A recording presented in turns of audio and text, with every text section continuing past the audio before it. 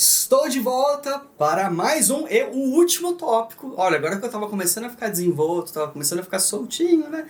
Tipo um miojo lá pelo quarto minuto, assim. Aí vai acabar, né? Que logo em seguida o Marcelo entra. O Marcelo tá esperando para poder entrar em cena, ele tá chateadíssimo porque vai demorar.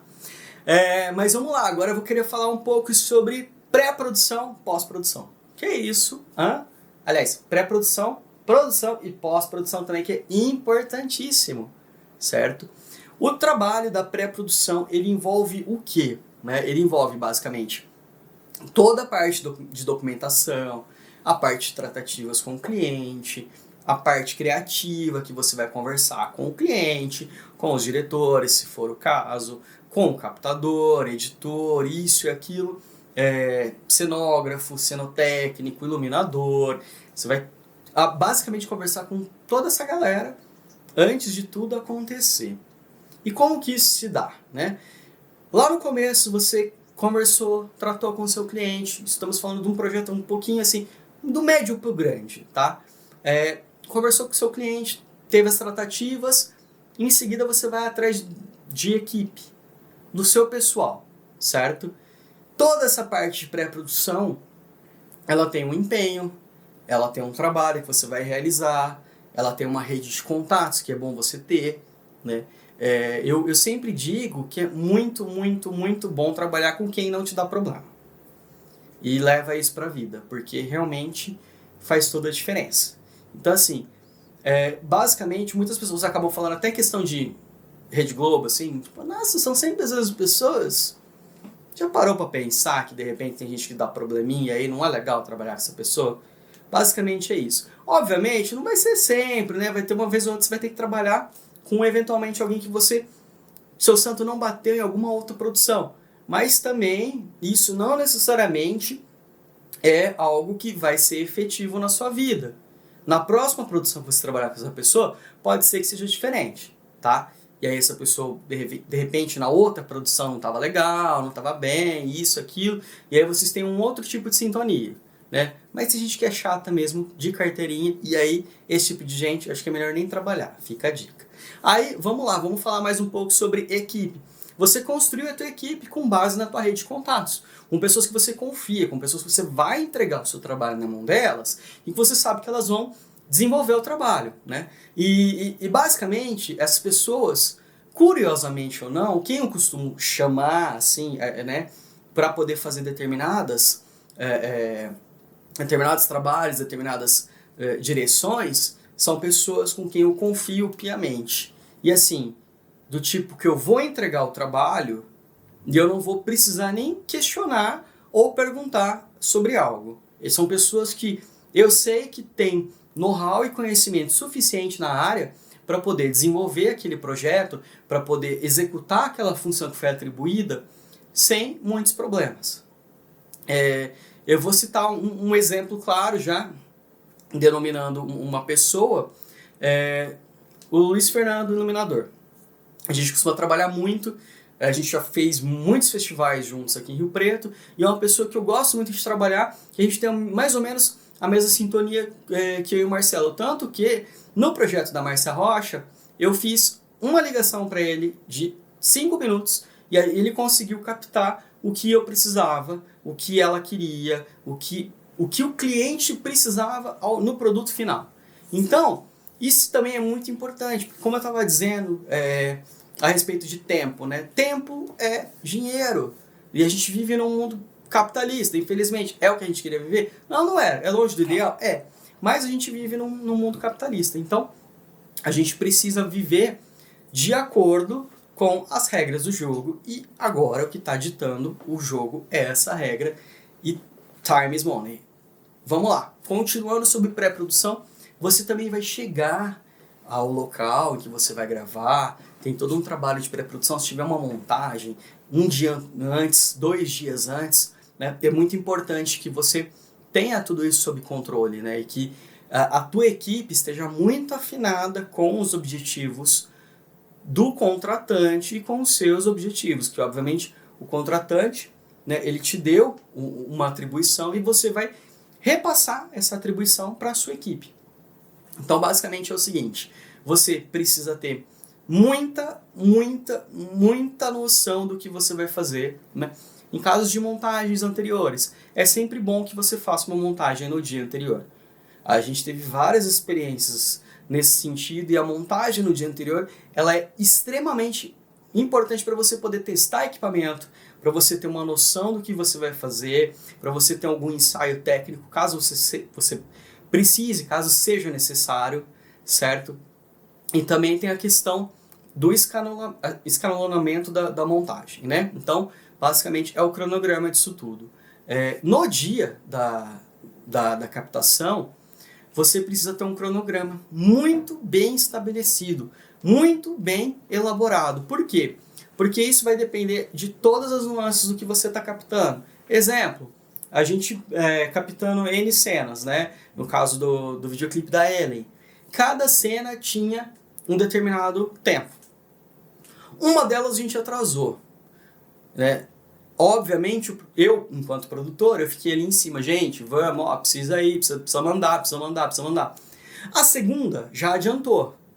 Então, as coisas tendem a se equilibrar quando você age dessa maneira e quando você tem esse cronograma muito bem estabelecido. Por quê? Porque pode ser que esse tempo que você perde aqui no começo, que muitas vezes é atribuído a essa questão da criatividade, às vezes, né, digamos assim, chegou no set e ainda não pegou a coisa direito, não tá no tranco, não tá no ritmo, né? Que nem eu, quando comecei a gravar os primeiros vídeos, não tava, né, todo desenvolto, que agora já tô mais soltinho, você acaba demorando um pouco mais. Só que dependendo da situação, de como for o andar da carruagem, isso pode te prejudicar lá no fim. Por quê? Porque o estúdio que você alocou, ou eventualmente qualquer outra locação que você tenha pego, ou que você tenha estado, ou reservado para aquela captação, ela pode ter um limite de tempo. E isso vai ser fundamental para suas escolhas, isso vai ser fundamental para você terminar de gravar as suas cenas e terminar de gravar o seu projeto. E se exceder o tempo e você não conseguiu terminar de gravar o seu projeto, como que fica isso? Entendeu? E mesmo porque toda a correria ao final do projeto, ela pode eventualmente criar uma situação de estresse totalmente desnecessária, certo? O nosso projeto que nós gravamos com a Ellen, nós ficamos praticamente 12 horas em estúdio, mas estava tudo cronogramado, inclusive a desmontagem, que é a desprodução, que a gente chama, que é muitíssimo importante também, que você eventualmente pegar aquilo que você pegou emprestado com uma determinada pessoa e devolver, certo? Porque também a gente vive muito com essa rede de contatos, a gente também pega muita coisa emprestada, a gente pega referência, aluga cenografia, aluga iluminação, aluga isso, aluga aquilo. Então você precisa devolver, você precisa deixar o estúdio nas condições em que estava quando você entrou, limpo inclusive, se possível, certo? Porque assim, a última coisa que o dono da locação quer é ter dor de cabeça, e não quer ter dor de cabeça com você, que gravou um projeto audiovisual lá e que precisa, no mínimo, sair do local em que você esteve gravando com as portas abertas para poder voltar a qualquer momento. Isso é extremamente importante. Então, entenda isso, a questão de pré-produção, produção e pós-produção. É muito importante que você entre no lugar e saia com todas as portas abertas. Eu agora queria falar um pouquinho sobre economia criativa. Economia criativa é muitíssimo importante para a gente poder entender o seguinte: por mais que esse projeto seja financiado por via pública, né, a gente está participando da Lei Aldir Blanc, conforme eu já disse, e estamos, inclusive, imensamente gratos pela Secretaria de Cultura de São José do Rio Preto, que os profissionais que lá trabalham lutaram muito para trazer essa verba aqui para a cidade, qual nós temos N artistas, N trabalhadores da cultura que foram prestigiados, né, com esse prêmio tão importante, um momento tão difícil para o nosso segmento, né, que é o entretenimento e cultural, que foi tão abalado com a crise do Covid-19. É importante e oportuno que a gente passe a repensar a nossa necessidade de trabalhar mais como cultura criativa, como algo mais capitalizado, como algo mais ligado ao financeiro, entendeu? Então, assim, basicamente a gente tinha, desde lá de trás, uma ideia muito próxima de cultura junto ao governo. Infelizmente, nos últimos anos, a gente sabe quais são os motivos, os quais eu não vou me delongar aqui para poder explicar. A gente tem tido cada vez menos incentivo do governo, principalmente o federal, para os trabalhos culturais, para as ideias culturais. E isso a gente parte para um outro princípio, levando para o lado empresa. Então, assim, muitos artistas acreditam que isso seria uma espécie de, desculpe o termo, prostituição, né? Embora eu acho que, inclusive, a prostituição é uma profissão muito digna, né? E não vou entrar nesse mérito também, porque eu não quero, né, me delongar também, mas vamos lá. Acreditam num neologismo até um pouco infeliz, de que trata-se de uma prostituição. Quando, na verdade, não é bem por aí. Há muito tempo a economia criativa vem sendo discutida. Eu lembro de que o ano era 2010, eu fiz um curso com o Leonardo Brandt e ele já falava sobre o crowdfunding, né, para poder captar recurso para produzir o seu produto, seja ele audiovisual, seja ele teatral, musical, o que quer que seja. Né? Obviamente aqui no Brasil o crowdfunding muitas vezes ele é picaretagem, a gente sabe, não por menos a gente vê muitas questões de pais que utilizam os filhos, que inclusive têm problemas para poder angariar fundos e utilizar de forma extremamente, como eu posso dizer, torpe, né? Essa palavra seria correta, mas aplicável. Mas, enfim, a gente precisa, nesse momento, começar a criar discussões e diálogos muito importantes de como e para onde está partindo as produções culturais, dentre elas o audiovisual, e a gente precisa criar meios e mecanismos de arrecadar fundos para poder criar os nossos projetos que não sejam exclusivamente federais.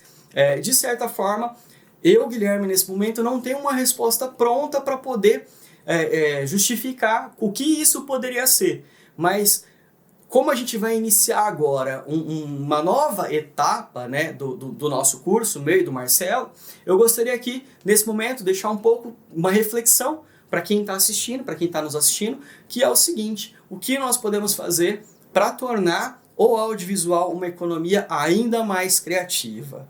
É essa a ideia, é isso que eu gostaria de deixar agora, e ao fechamento desse meu tópico, aliás, da minha parte desse curso. Agora, daqui a pouco, em seguida, nos próximos tópicos, vocês vão ficar com o Marcelo Araújo. Ele vai falar sobre a humanização da edição. E aproveitem, assistam com fone de ouvido, que ele está com uma voz sensacional, totalmente sensual, prontinha, aquecida, para te sensualizar, mentira, para te ajudar a editar vídeo da melhor forma possível. Não perca, assista, que vale muito a pena. E eu vou ficando por aqui. Até mais. Obrigado.